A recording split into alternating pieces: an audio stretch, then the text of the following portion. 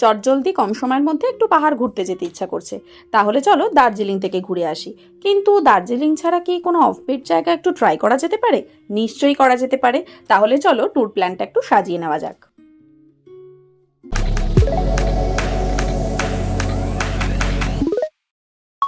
ভারতের পশ্চিমবঙ্গ রাজ্যে অবস্থিত জলপাইগুড়ি বিভাগের একটি জেলা হলো কালিম্পং।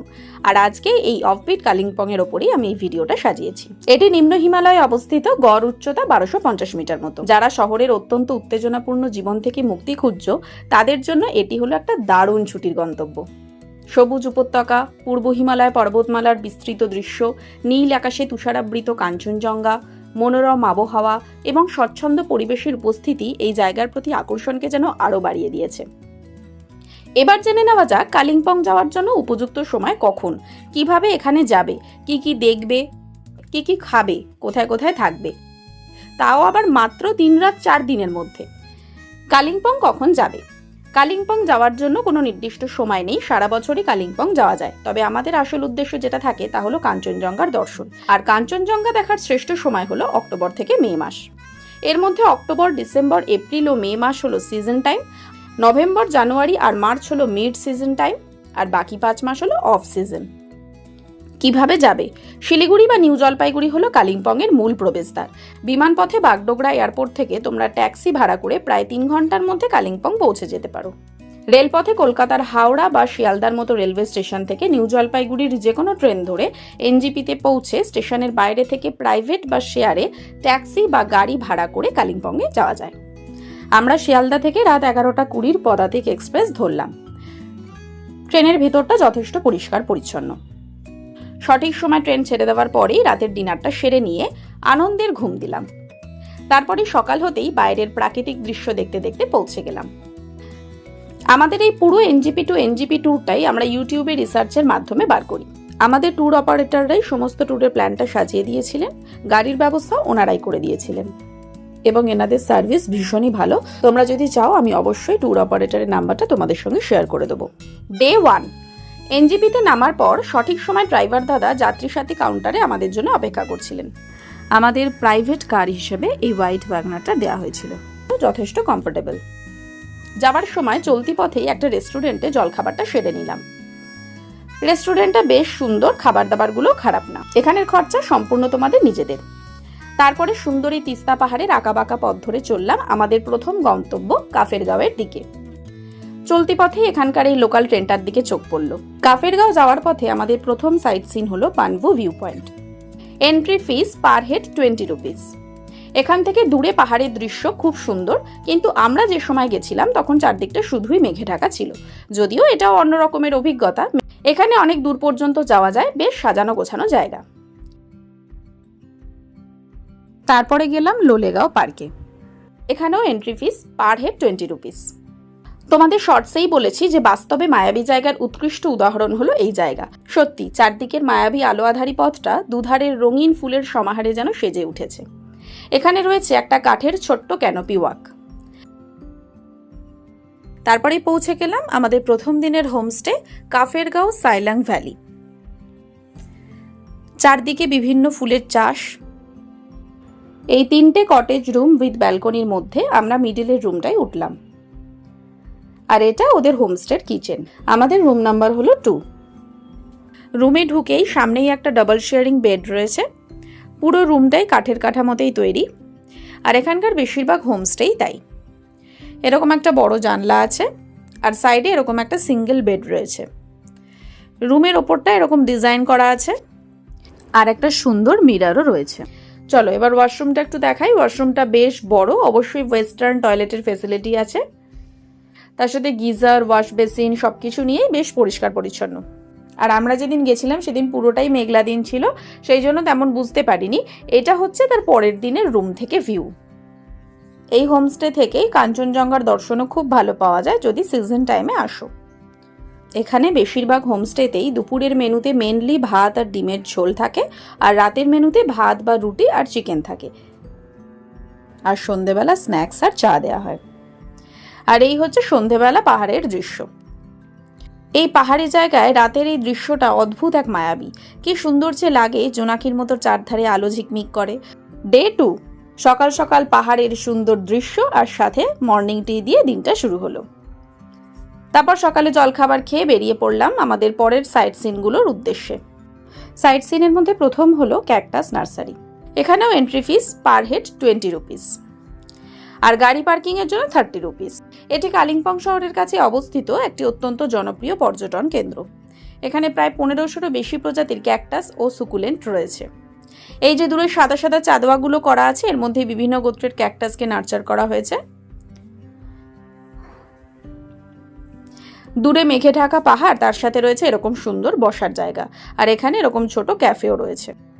আর ভেতরে পারচেস করার জন্য বিভিন্ন রকমের ছোট ছোট পটের মধ্যে ক্যাকটাসগুলোকে রাখা আছে। নেক্সট পৌঁছে গেলাম ডেলো পার্কে। এই পার্ক কালিম্পং শহরের সর্বোচ্চ বিন্দু, যেখান থেকে তিস্তা নদী, রেলি উপত্যকা এবং কাঞ্চনজঙ্ঘার চমৎকার 360 ডিগ্রি দৃশ্য দেখা যায়। এখানে ডেলো ট্যুরিস্ট লজ রয়েছে। এখানে এরকম ছোট ছোট জিনিসপত্রের দোকানও রয়েছে। তারপরে ডেলো পিঙ্ক নেস্ট ক্যাম্প দিয়ে ওপরের দিকে হেঁটে চললাম। তারপরেই দেখতে পেলাম পাহাড়ের কোলে এই অপরূপ মেঘের খেলা।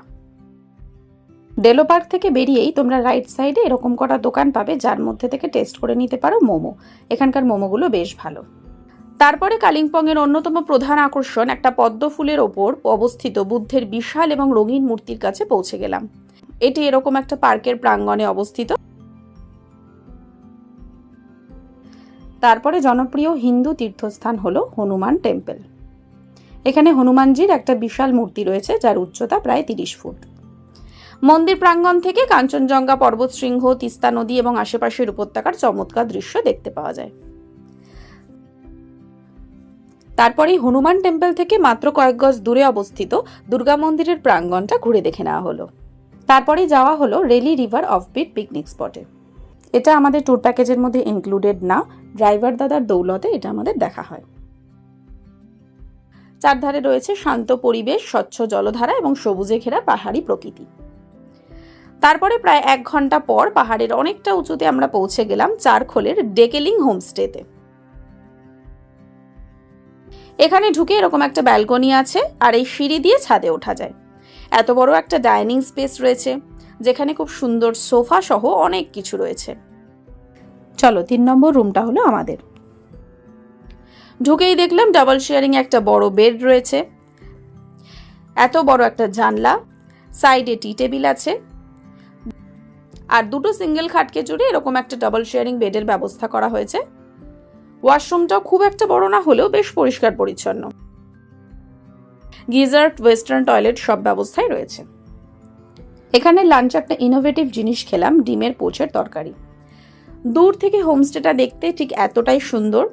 এই হোমস্টে থেকে একটা এক্সটেন্ডেড রাস্তা চলে গেছে। এর চারপাশে জায়গা জমিগুলো বেশ অনেকটাই প্রশস্ত, কিন্তু দেখো সন্ধ্যেবেলা হোমস্টেটা বেশ আলোয় আলোয় সেজে উঠেছে, আর সাথে রয়েছে এই মন ভালো করা দোলনাটা। সন্ধ্যেবেলা চিকেন পকোড়া অর্ডার দিলাম, 1 প্লেটে 8টা থাকে 150 টাকা। ডে 3 সকালে মর্নিং টি দিয়ে শুরু হলো। বেড থেকে উঠেই পর্দা সরালেই চোখ পড়বে এরকম মেঘরাশির দিকে, আর তার পিছনে উকি মারছে এই সুন্দর সাজানো গোছানো পাহাড়গুলো। সেদিন সকালবেলা আকাশটা বেশ পরিষ্কার থাকার জন্য কাঞ্চনজঙ্ঘার দর্শন পেলাম। ব্যাস, ট্রিপ সার্থক।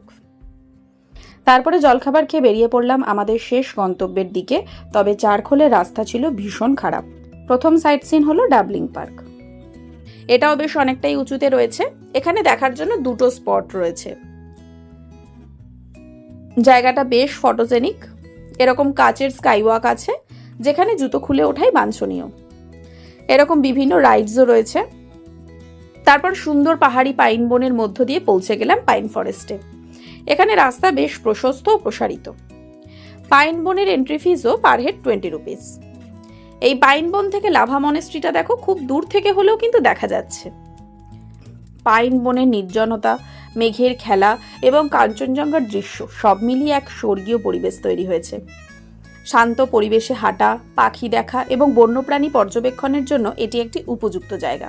তারপরে একটু গরম গরম কফি খেয়ে নিয়ে চলে গেলাম লাভা মনেস্ট্রিতে। নেওড়া ভ্যালি ন্যাশনাল পার্কের কাছে লাভা নামক শান্ত গ্রামে এটি অবস্থিত একটা শান্ত বৌদ্ধ কেন্দ্র। এখান থেকে পাইন বন এবং নেওড়া উপত্যকার মনোরম দৃশ্য উপভোগ করা যায়।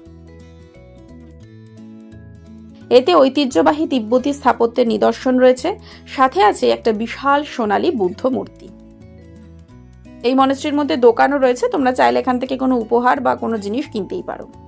মনেস্ট্রি থেকে একটু এগিয়ে গিয়েই আমাদের কলকাতার মতো এখানে আলুর চপ, সিঙ্গারা, ফুচকা এসবও পাওয়া যাচ্ছিল, খেতেও বেশ ভালো। তারপরে অনেকটা গভীর জঙ্গল পেরিয়ে আমরা যাচ্ছিলাম কোলাখামের উদ্দেশ্যে। এই জঙ্গলে রাস্তাঘাট ভীষণ এবড়ো-খেবড়ো, বন্যপ্রাণীদের সংরক্ষণের জন্যই রাস্তাঘাটের উন্নয়ন তেমন ঘটানো হয়নি। কোলাখামে আমরা জয়ী প্যালেসে উঠলাম। গভীর জঙ্গলের মধ্যে এই হোমস্টেটা রয়েছে, চারপাশে প্রচুর ফুলের চাষ হয়েছে, তাই আরো রঙিন লাগছে। এরকম বসার জায়গা আছে, সিঁড়ি দিয়ে নিচে নেমে একটা কমন ব্যালকনি পেরিয়ে গ্রাউন্ড ফ্লোরে এই হলো আমাদের রুম। রুমে ঢুকেই একদিকে রয়েছে একটা বেশ বড় সাইজের সোফা, তার পাশে রয়েছে একটা ছোট সোফা, ডাবল শেয়ারিং একটা বেড রয়েছে, পাশে রয়েছে টি টেবিল আর একটা ছোট মিররও রয়েছে। এই হোমস্টের রুমটাতেও কিন্তু উডেন ফিনিশিং রয়েছে। ওয়াশরুমটা বেশ বড়, সব রকম ফেসিলিটি অ্যাভেলেবেল রয়েছে। জানলার পর্দা সরিয়ে বাইরে রয়েছে একটা অ্যাটাচ প্রাইভেট ব্যালকনি, আর তার সাথে রয়েছে একদিকে জঙ্গল আর একদিকে পাহাড়ের মিশ্রিত এক অপরূপ সৌন্দর্য। আমাদের পাশের রুমের ব্যালকনিটাও আমাদের ব্যালকনির সাথেই অ্যাটাচড। তারপরে লাঞ্চটা সেরে নিলাম। এখানেও সন্ধ্যেবেলা আকাশ বেশ পরিষ্কার, তাই বাইরের দৃশ্যটা বেশ ভালোই লাগছে। ডে 4। সকালে উঠেই দেখলাম পাহাড়ের কোলে কেউ যেন মেঘগুলোকে সাজিয়ে রেখেছে। তারপরে আবার জঙ্গলের পথ ধরে পৌঁছে গেলাম সেদিনের মতো আমাদের প্রথম সাইট সিন পাপের খেটি পিকনিক স্পটে। এখানে ঢুকেই তোমরা হনুমানজির মন্দির দেখতে পাবে, আর তার নিচে সাবধানে সিঁড়ি ভেঙে টিকিট কেটে সুন্দর ঝর্ণার দৃশ্য দেখতে পাবে। চারধারে প্রচুর খাওয়ার দোকান আছে। প্রচন্ড বৃষ্টি পড়ার কারণে সেদিনের অন্যান্য সাইট সিনগুলোতে আর সময় দিতে পারলাম না। নেক্সট সাইট সিনগুলো হলো অ্যাম্বয়েক টি গার্ডেন আর গরুবাথান টি এস্টেট। অ্যাম্বয়েক টি গার্ডেনের এলাকা অনেক প্রশস্ত। ডামডিম গরুবাথান রোড ধরে চা বাগানের মধ্য দিয়ে আমরা গাড়ি নিয়ে চললাম, সে অভিজ্ঞতাও একদম অন্য রকমের। তারপরে প্রশস্ত হাইওয়ে ধরে চললাম নিউ জলপাইগুড়ির উদ্দেশ্যে। এবারে বলি, এই ট্যুরে আমাদের যে যে সাইট সিনগুলো কভার করানো হয়েছে সেখানকার এন্ট্রি ফিসগুলো ট্যুর প্যাকেজের মধ্যে ইনক্লুডেড নয়, আর কম বেশি প্রত্যেকটা সাইট সিনেই পেয়েবেল ওয়াশরুমের ফেসিলিটি রয়েছে। তারপরে লাঞ্চের জন্য ঢুকে পড়লাম চাসাম রেস্টুরেন্টে।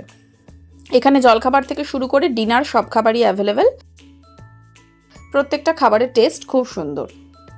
এবার আমাদের এই 3 রাত 4 দিনের ট্যুর প্যাকেজটা তোমাদেরকে বলি। আমাদের দুজনের সব মিলিয়ে আনুমানিক 24,000 পড়েছিল। আমরা গেছিলাম এপ্রিল মাসের মিড উইকে। তোমরা যদি 8 জনের গ্রুপ করতে পারো তাহলে তোমাদের খরচ অনেকটাই কম পড়বে। সেক্ষেত্রে তোমাদের অবশ্যই পার্সোনাল বোলেরো বা ইনোভা প্রোভাইড করা হবে। আমাদের ড্রাইভার দাদার ব্যবহার ও অভিজ্ঞতা নিয়ে তো কোনো কথাই হবে না, তোমরা চাইলে আমি ওনার ডিটেলস তোমাদের শেয়ার করে দেবো। ট্যুর প্যাকেজের বাইরে আনুষঙ্গিক খরচের মধ্যে ছিল প্রত্যেকটা সাইট সিনের এন্ট্রি ফিস সহ নিজেদের কেনাকাটা, খাওয়া দাওয়া, কার পার্কিং। আজকের এই ভিডিওটা তোমাদের কাছে কতটা ইনফরমেটিভ লাগলো অবশ্যই জানিও, আর দেরি না করে তোমরাও এই অফবিট কালিম্পং ট্যুর খুব তাড়াতাড়ি করে এসো।